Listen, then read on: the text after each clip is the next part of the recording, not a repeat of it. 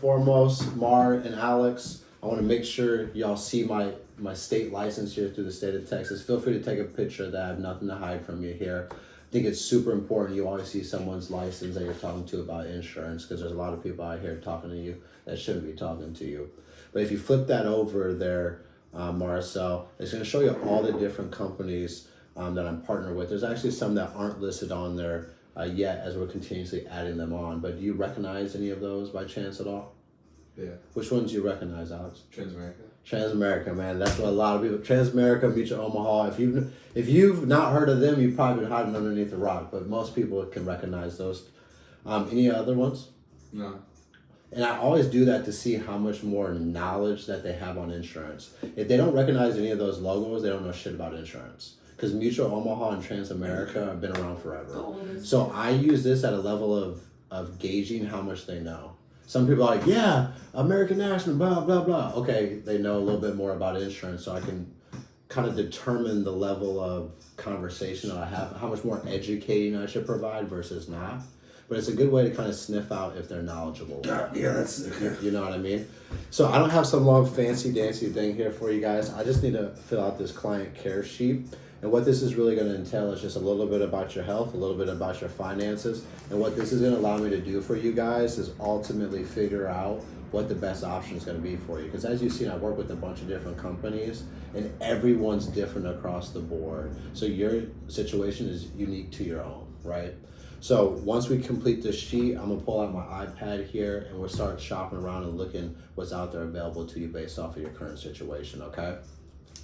So this first portion will be a little bit about the health, a little bit about the finances here. But first and foremost, when you took the time to fill out that form, really what was the purpose of this request? Like what were you guys trying to accomplish when you seen that mortgage protection card? Typically there's something that kind of sticks out you guys are trying to do.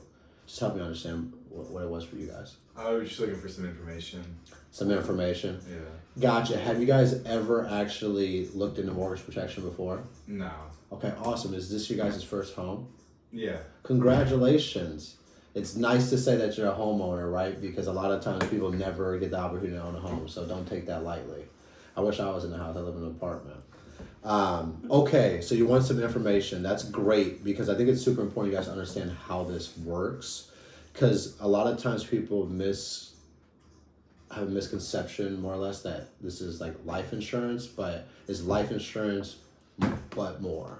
That you get the living benefits that can be attached to it. And what that means is, of course, a lot of people have life insurance and that's intended to pay out if they die, but people get mortgage protection, so if anything happens to you, you can stay in this home. Whether that's a heart attack, whether that's a stroke, whether you became disabled, whether you get in an accident, you can't go back to work now. That's where mortgage protection is going to come into play here over the life insurance. So that's kind of the misconception of the two. It's going to have a death benefit like life insurance, but it's also going to have these living benefits attached to it. So obviously you guys are in here just trying to get some information. That makes total sense. Now, who would we be protecting here? Each other, I'm assuming, right? Yeah. Okay. You guys got any children? No. Yeah. You keep looking at me like I see like you're actually looking for me to say. I was gonna say yes, we do. I got you. That's funny. Oh, you got a kid. Okay, Sorry, so because you didn't come down the house, you know. Alex, what is your name? Huh? What is your full name? Alex. Is it Alex Alexander? Alexander, yeah. Okay, I got you. I don't know if it's short for anything. You thought you were actually asking him? He's like, For a second, yeah. No, Oh, he's like, Alex, what's your name? I was like, now your date of birth, I'm gonna just make one up, is 5/5/94, right? Yeah. Okay, great. And then state of birth. Were you born here in California? California. Awesome, man. And then as far as do you have an active driver's license? Yeah. Okay, great. Can you go ahead and grab your driver's license for me so I get the driver's license number? You have him grab it right here? It's on the sheet. I'm just going through the sheet. Oh. So the mailing address is obviously 1450 Smith Street. And then what's the best phone number for you, Alex? 530-123-4567. Good deal. You got a good email? Yeah, alexvaldivinos@gmail.com. Okay, good deal. And then obviously, are you guys, I shouldn't say obviously, but are you guys married? Yeah. How long y'all been married? Let's say the wrong years. No, just kidding. 10 years. 10 I'll look at years. you and be like, shit, Awesome. how long, man? So for like a young guy like me who only wants to do it once, you guys got any advice for me? Yeah, listen Shit, to man, her. don't do it, Pam. Listen to her. Listen to her. Yeah. I've heard some guys say that before, Alex. Dude, I heard somebody say, So do it listen 2 to or 3 her. times. Okay, cool. I'll take that If down. you fail once, try again. No, Mar, what's your full name? Marisol. Okay, good deal. Follow Vinos. And then your date of birth is 6/6/1992. And then what's your phone number? 530-123-456. That's my phone number, Pam. And then, as far as the health here goes, you guys, are you guys smokers at Oh, all? I'm not on anything. Okay. Nothing. No. Good deal. What's your height, weight? 5'10", 160. Okay. Me too? Or no? Yeah. Oh, 5'4", 165. Gotcha. And then do you guys have a primary care physician that you guys see? No. Just like me, you don't go to the doctor very often? Never, Yeah, I totally get it. No worries. And then you guys mentioned that you don't have any health conditions. I know you guys are rather young. No, nothing. Okay, I gotcha. Any Well, medication? I take Advil. Advil? That's funny. People be That's over the saying counter, that. right? Yeah, Yeah. they do. Yeah. Now, have you guys ever been I prescribed take any- vitamin C and fish oil. I'm Yeah. like, look at Yeah. that. Have you guys ever been prescribed anything for a short period of time, the last couple of years, like after any surgeries or anything? No. No. Okay, great. And that's just a way for younger people who say they don't take anything. What if they Even say for- they're on birth control? even for- I mean, we have Beto, but... Oh, yeah. That's fine. It doesn't. Well, because it they're doesn't. young, so some girls might be on birth control. Yeah, but it doesn't have anything to do with the underwriting, so it won't, Gotcha. affect- it won't be a big Okay. deal, more or less. Gotcha. But when people tell me that they don't take anything, they have no conditions, I always want to try to dig one too. step deeper, just to say like, is there anything that they prescribed you in the past that you no longer take? Because MIB reports will show the last couple of years, and then you're applying for something, selling the hell out of them on something, and then they get declined, and then you're backpedaling, you know? So, and then older people too. It's like, I take high blood pressure and cholesterol. Okay, great. Anything else? Anything they used to prescribe to you? Is there anything they prescribe you don't like how it makes you feel? Because a lot of times people get prescribed something, don't take it, but it's on the damn MIB report. So it's just like, I don't believe people when they say one or nothing, two. yeah. Yeah. Younger people, yeah, of course. So But that's still, what. even then, I came across it. Yeah, no, 100%. I think it's good to dig in a step deeper on the health because it's such an important factor in the underwriting, rather than like, okay, and just move on. Because that's what we can do a lot of times in the moment of time. People have surgeries. They had hydros, prescribed to them for 2 months or 3 months or something. Yeah. But okay, and then do you guys have on here? Michaela added on the health stuff. I normally ask that, but the health stuff's on there. So great as far as the health, and then as far as any type of arrest or felonies or anything. Shit, fam. I got you. Shit. Now, help me understand what you do, Alex. What's your occupation? Insurance. Okay, awesome. What type of insurance do you do? Oh man, probably similar to you.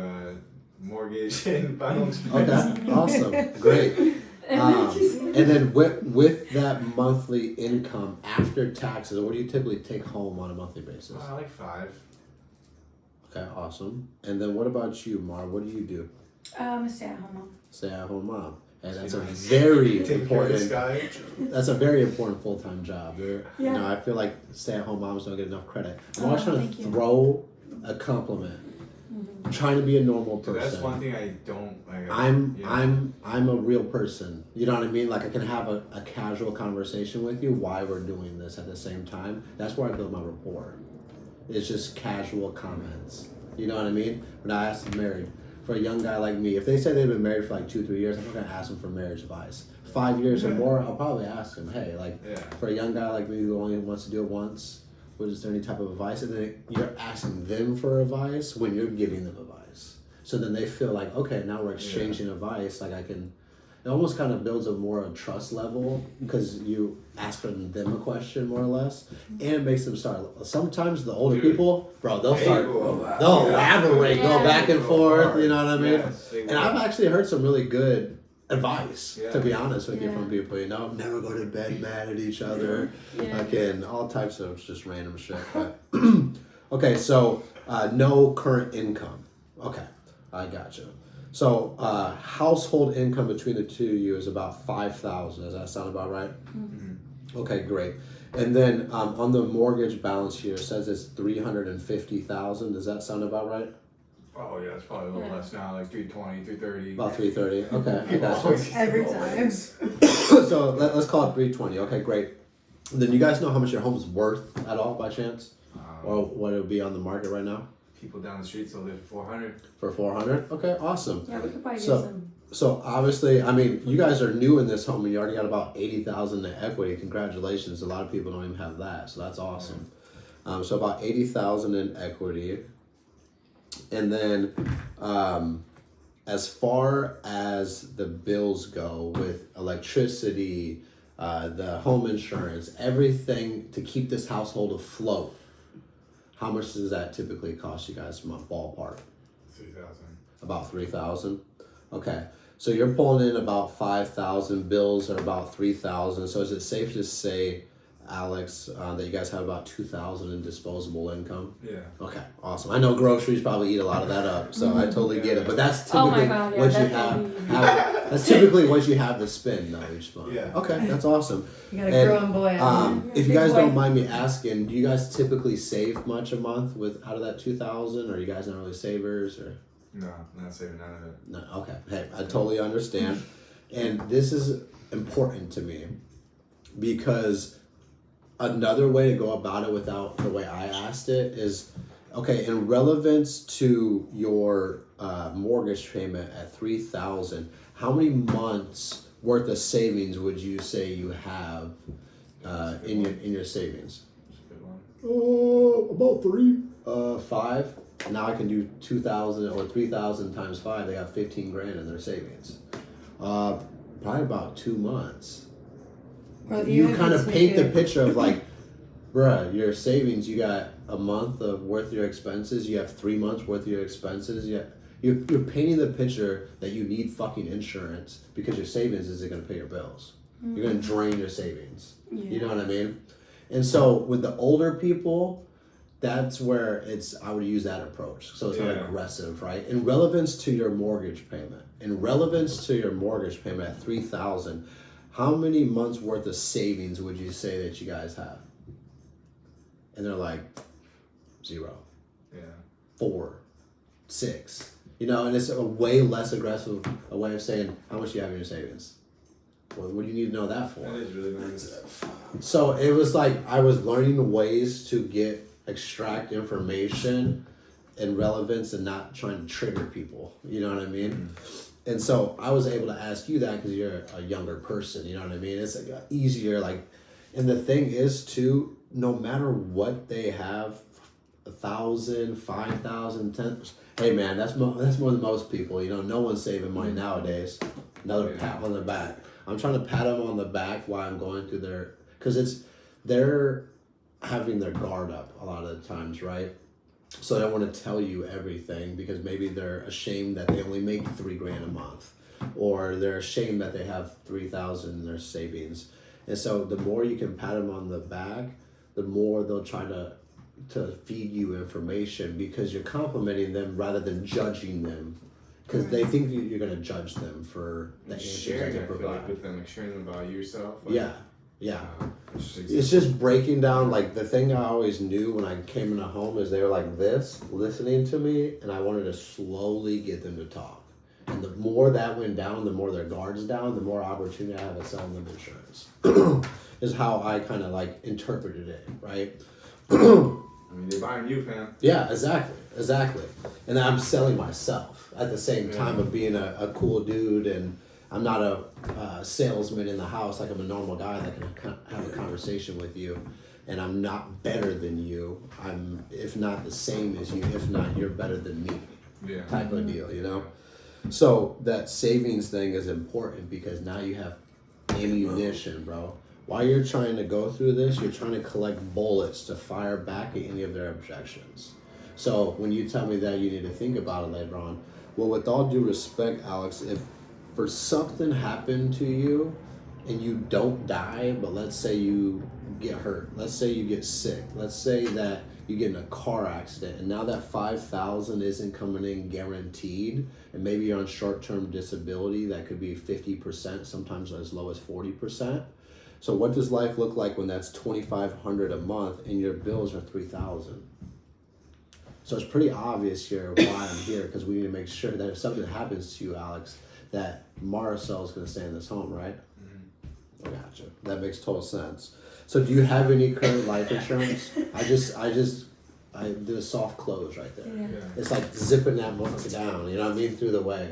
Because you're making it make sense. It's like, shit, he is right. If we don't get this. What would you say if they're retired though? And it doesn't matter if they... So, Social Security survivorship. No, obviously if they don't pass away, if they're still alive, they're still going to get their income, right? Yes. So that's guaranteed. I'm not necessarily harping on the living benefits as okay. much if they're retired. Okay. Because it's not going to change anything.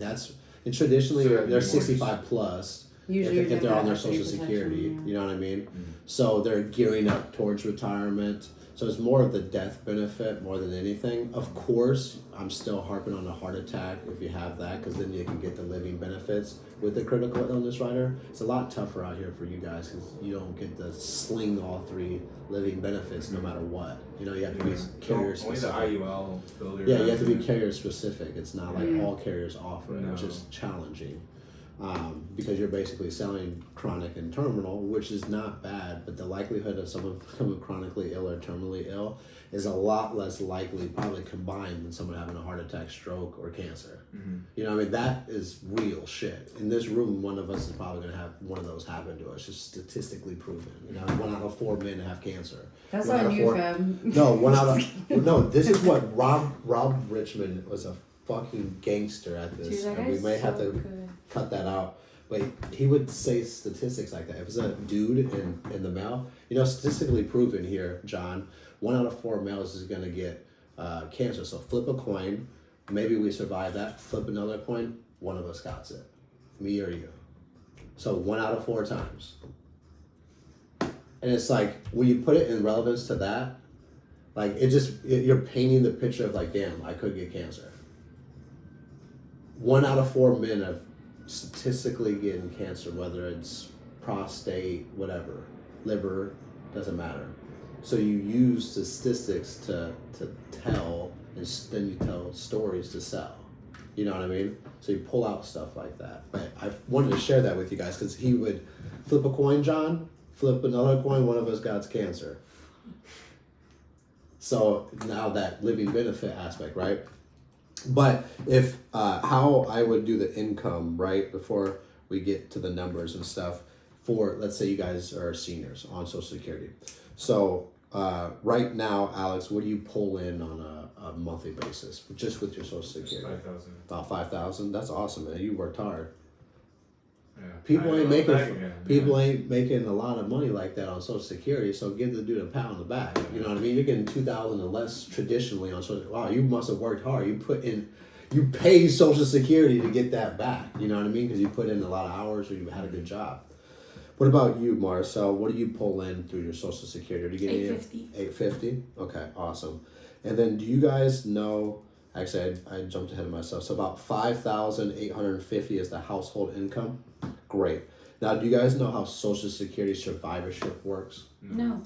Okay, Like so nobody does, would they? no. Do people usually? I feel like they don't. Casually. Some people and it's like, okay, help me understand your perspective. And then they're like, oh, look, tell me. You know what I mean? It's like, sniff out their bullshit. Yeah. I know what that Tell is. me. Okay, well, if you know what that is, I want to make sure you know, like, we're on the same page here. Help me understand what you think it is. And they're like, well, and then they'll stumble on the words and shit. You know what I mean? It's kind of a way to check them because they'll act like they know, but they really don't know. And then they're like, tell me. So it's like, yeah, I'm in control. It's almost like a control thing. Oh, I know how that works. Oh, you do? Help me understand how you think that works. It's And then like, what if when you do sniff out their bullshit and they say, have you had that happen where they're like, okay, no, I don't know what it means? yeah, can you help me? Yeah, I've literally had people, yeah, I don't. Or like, yeah, help me understand. Or like, I remind thought me. Yeah, remind me what it is again. You know what I mean? But the most important thing is that anytime they say anything like snarky or try to act like they know what's going on, you got to take that back immediately because they're trying to take control of the conversation. And if they're in the control of the conversation, you're hoping that they buy insurance from you. You want to maintain control. Like, you can't move on and think you're going to make a sell. You have to get back that control. And it's not like being an asshole per se, but it's using your knowledge to show that you know what the hell you're talking about in a most politely respectful way, if that makes sense. Like, I'm not being an asshole to them, but I'm like just questioning them to make them more or less tell me that they know what they're talking about. I'm not just gonna believe that you know what you're talking about. Are you saying in that tone? Huh? Okay. What does that mean to you? Yeah. Or how- Yeah, just help me understand what your perspective of it is, or what do you think how it works? Because I want to just make sure you understand. 'Cause, I'm licensed by the state of how this works. Whether it's like they're talking about the living benefits or mortgage retirement, whatever. I'm just more or less sharing that every time I allowed them to take control at some part of the presentation and I moved on like it was no big deal, most times I never sold those people because they were in control and they felt like they could make the decision rather than me making it make so much sense. They'd be an idiot not to do it, if that makes sense. Because some people will try to the man, what's this about? And you gotta kind of crack him to get him to get his arms down, you know what I mean? Because if he's like this the whole time, you think he's gonna be a guy who says, yeah, I'll go get the checkbook? Hell no. No. So it's like, you gotta warm him up. Maybe you just gotta schmooze him up. Like, give him a compliment. Any opportunity you can throw them a compliment, I would always run with it, You wanna be likable. Not their friend, but you want to be a guy that they trust to buy insurance from because they are scared that you are a scam insurance agent because it's just a thing of insurance. Car insurance, they get screwed over. Home insurance, they get screwed over. People get screwed over with different life insurances. Like, people get screwed over in in insurance in general. So what makes you different than any of the scumbags that work in insurance? Because that's how some people are looking at you, unfortunately. Oh, for sure. So you want to just be like, I'm not one of them. I'm a normal guy out here not trying to screw people over, help people out. But the Social Security survivorship, you said you've been married 10 years. So if you've been married longer than 7 years, then the survivor of whoever passes away will retain the higher of the two Social Security benefits. So no matter who passes away here first, the survivor's gonna have that $5,000 coming in each month. So kudos to you, Alex, because you really set your whoever up, afterwards. So sometimes that can be detrimental. Because let's be realistic here. If Mar passes away, I don't think you're really gonna miss that $850. But if it was reverse and she'd only keep $850, you better believe she really missed that $5,000. But the beautiful thing about the Social Security survivorship is she'll maintain that. So in this example, it's not the biggest deal in the world if one of them passes away. It's not usually like But traditionally, it's going to be like someone's doing $3,000, one's doing $1,600 or $1,700, and they're pulling in $4,000 together in retirement, which is pretty solid for some people. But when you lose $1,500 or $1,200 or $1,300, now you're living on $2,700, and your bills are $3,000. What happens next, Alex? Are you selling the house? Someone moving in? Are you going to be dipping into savings, trying to figure things out after you've already lost Mar here, and your world is going to be completely flipped upside down? Like, help me understand what that looks like, because if you guys don't have this mortgage protection, this is a real scenario. So that's why I want to talk about it. Because you probably have never talked about this before, and I know it's not something fun to talk about, so we should talk about it right now, and not have to talk about it later, right? Talk about it once and get it over with. That's what most people want.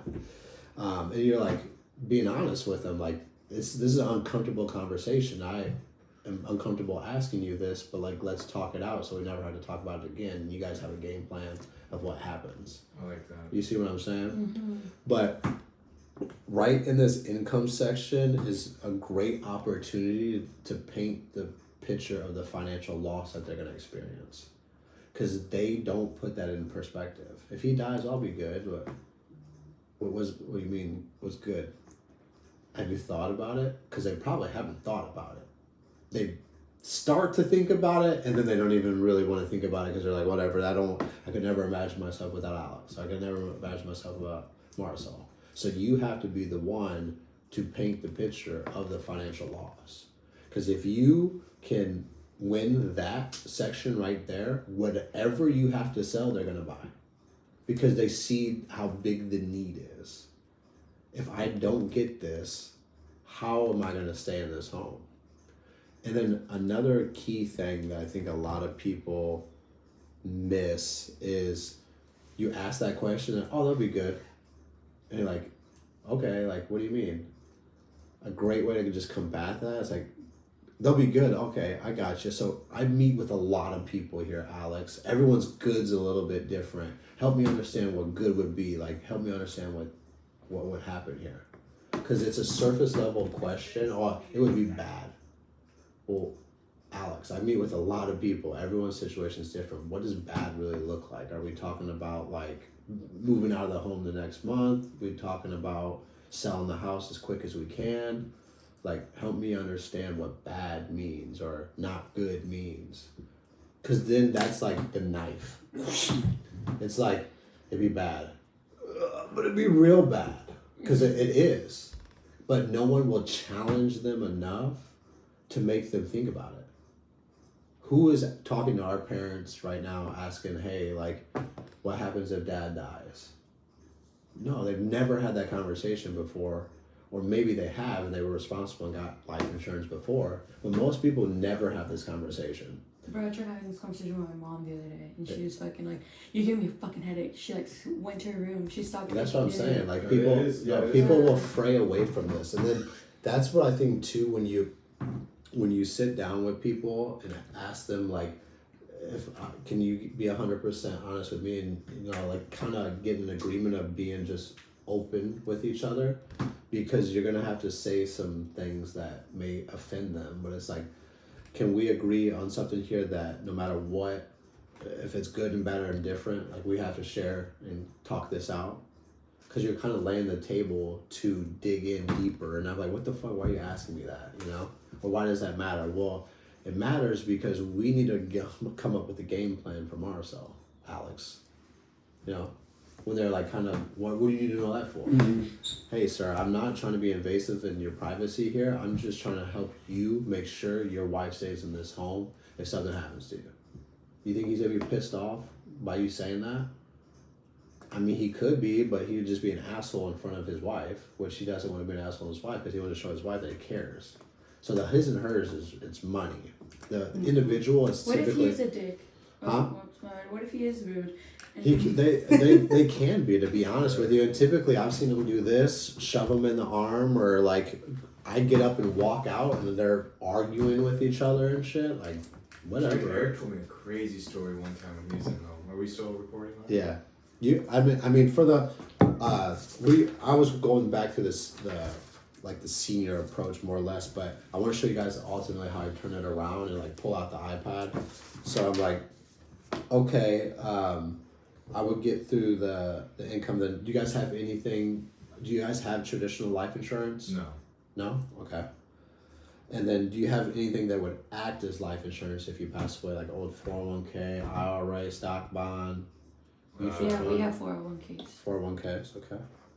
Awesome. Well, it's old from when I used to work at like Target.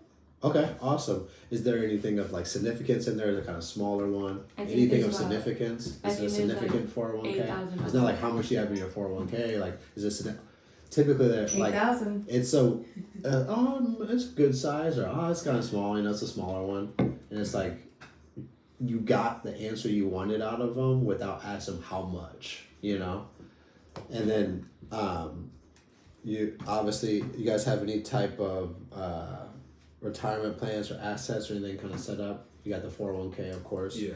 Do you guys have a will in place? No. No? Okay.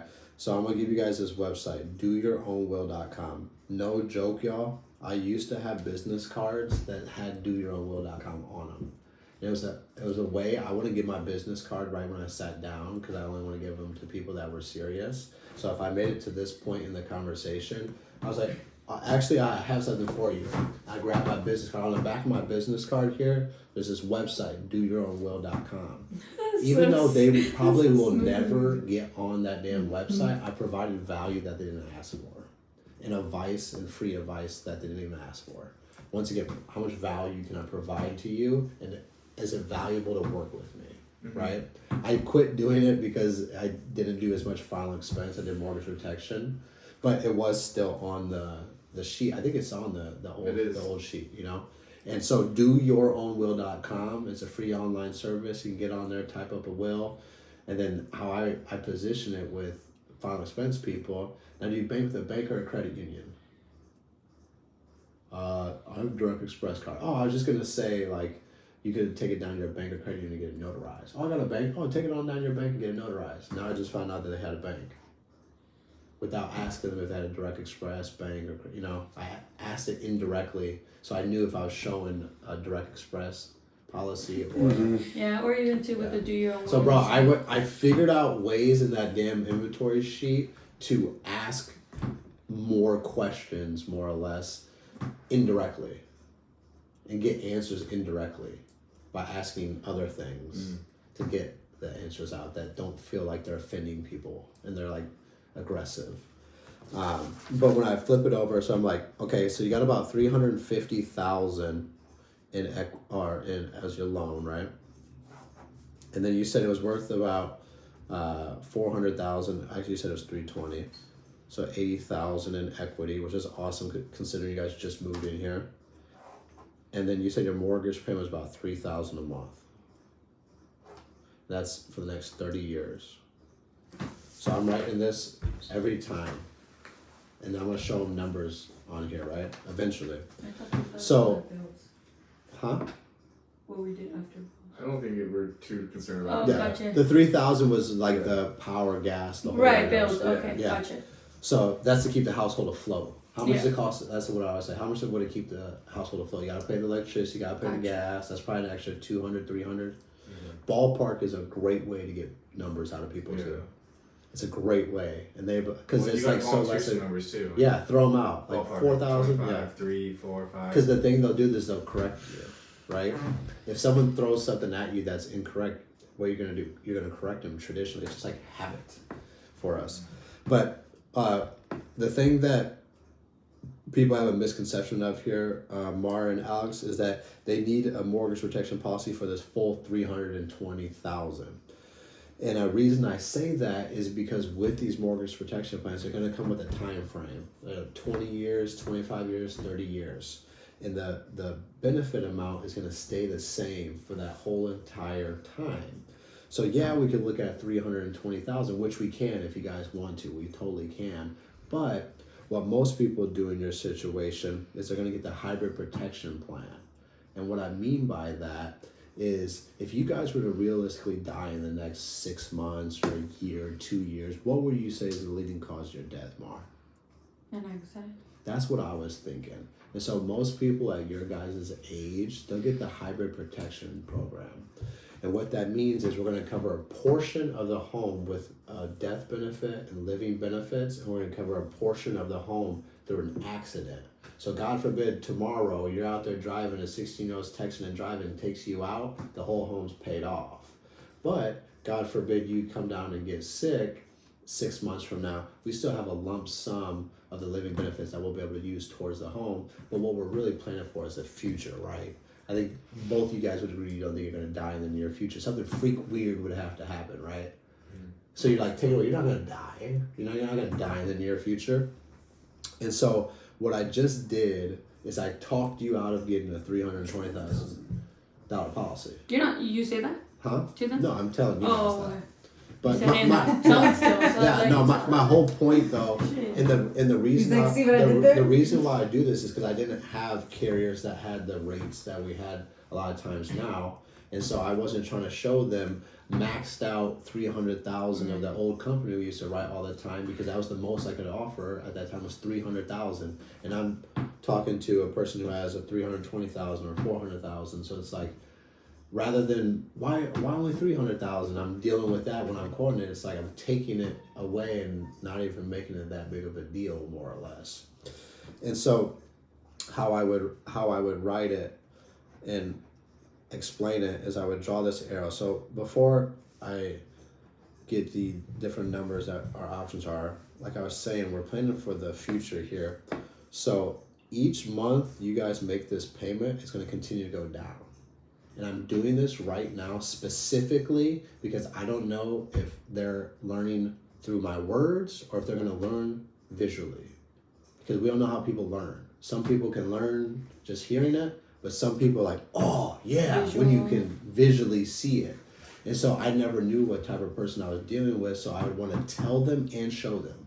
So that's why I'm like, because they're watching. You know what I mean? Oh, the payments are going down, right? And then this equity, your hard-earned money is going to continue to go up. So really what we're trying to do here, Alex, is we're trying to build the bridge for Mar to make sure that no matter what happens to you guys, that you can cross this bridge and protect your hard-earned money no matter what. We're not going to let the bank get this house back, right? That's your hard-earned money. So what we're going to do today is try to build this bridge to make sure that no matter what happens, you can always get back to this. And I just gave them an illustration through a little Pictionary thing that I did with them. You know what I mean? Because maybe that makes it click for the wife. Maybe it makes it click for the husband. Or maybe this whole time they were already seeing the need of it, and they're like, why is this dude doing this? Whatever, you know what I mean? Like, you never know what they're thinking, but a lot of times they're like, okay, yeah, that makes sense. And you're using like an analogy to make it more sense. Like, we're just making a bridge to protect this equity. That's your hard-earned money that you're going to continue to put in year after year after year. And so how I would write what we're looking at here is, let's say, any death. That's how I would quote it. Let's say this was 75, so 150,000 of living benefits. And we got 100,000 for accidental. So a total of 300,000 for, and then I take the accidental quote, and I have Mutual Omaha's mobile app, and so I would look up the quote for the term, and then on my phone I'd grab the accidental, and then I'd just put it together, and I'd say it's $174 a month, or we could do 150,000 of any death. I don't know what 75,150 is. Whatever. 100. Whatever, if you don't have to go through the whole. Yeah. We get it. Living benefits, and then 150,000 of accidental for 300,000, and this is 142 a month. Are those two different? Yep. Yeah, it's just like Hybrid plans? lowering. Yep. Yeah, This is the lowering. hybrid protection plan. This is how I'm showing it. Numbers real big. Total 300,000. So they're like, oh, I'm getting 300,000. But it's like, no, you're getting 200,000 in your death, 100,000 accidental. But yeah, if you die in an accident, it would be 300,000. For walking, 174. And you see how small I'd always write and how big I'd write the benefits. So what's the bottom one? That was just a separate quote. Same Well, thing. it's cheaper because I did 150 instead of 200, and I bumped up the accidental, which doesn't make it that much more expensive, but it's still going to be a cheaper option, and it's still 300,000. But I wrote it two different ways with the higher one. So one's cheaper. Oh, pricing. one's higher accidental Yeah. and the other one's higher living. But it's benefit. still 300,000. So that's how you can fluctuate with the prices when you're throwing accidental in there, because you could put more accidental, less term, and it's still equal the same amount of coverage. And people, I'm telling you, if you can get them to say that they could die in an accidental coverage. So bad in my manners, just something about you turns me to a savage.